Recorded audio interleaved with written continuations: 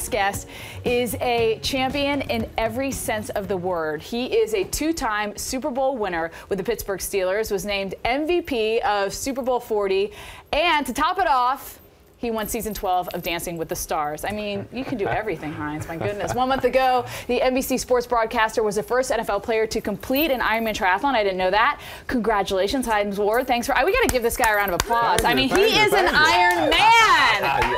Yes, go Hines. All right, so for all of our viewers, there you are crossing the finish line. Tell everyone what an Ironman actually is. You know what?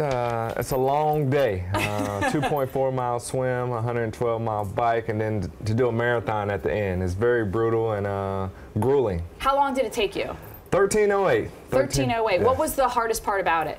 The transition from coming off the bike from riding 112 miles to doing a marathon. My legs were just gone. I mean, I just ran the New York City Marathon. Congratulations. Well, listen, please, it's like nothing relative to this. But at the beginning of the marathon, I thought, maybe I'm going to tackle Ironman next. And then around mile 17 of my marathon, I was like, I thought of you. Yeah, really? And I was like, forget this. How did Hines do it? You know what? When I hit mile 18, it was a lot of talking to the Lord above and just trying to pray. It just pushed me, find a way to get through it. But at the end of the day, to hear Mike Riley say, Hines Ward, you're an Ironman, it's so rewarding and so gratifying, considering I just started training for the Ironman in February, and here I am in Kona, Hawaii, doing the Ironman Championship. The weather is a huge player. I know, NBC does the Ironman. It's just phenomenal to watch on TV, even if you're not into it.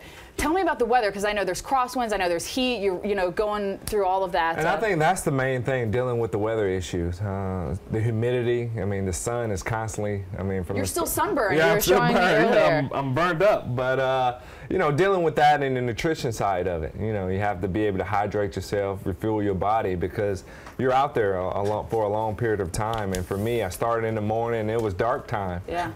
It was nighttime when I finished the finish line. But just trying to understand the whole nutrition aspect of it. Did you bonk at all during the race? No, mentally I did a little bit. I walked a couple of miles towards the end, but I found a way to get it together and find a way to push through it. Are you glad that you did it in the end? Yeah. For me, if you follow the web series on GotChocolateMilk.com, the Become One series, and you can follow my entire journey where I started all the way to Kona. And for me, I hope it's inspirational to people who thought about doing a full Ironman and maybe wants to cross over and try it, because for Paul and Newby Frazier, my coach, taking a guy who's never done an endurance event and leading all the way to Kona, it's a special thing to do, and I'm glad I did it. Well, I'm so proud of you. I have to tell you, you are an Ironman. That's the best part to say I am. Now, where do I go from here?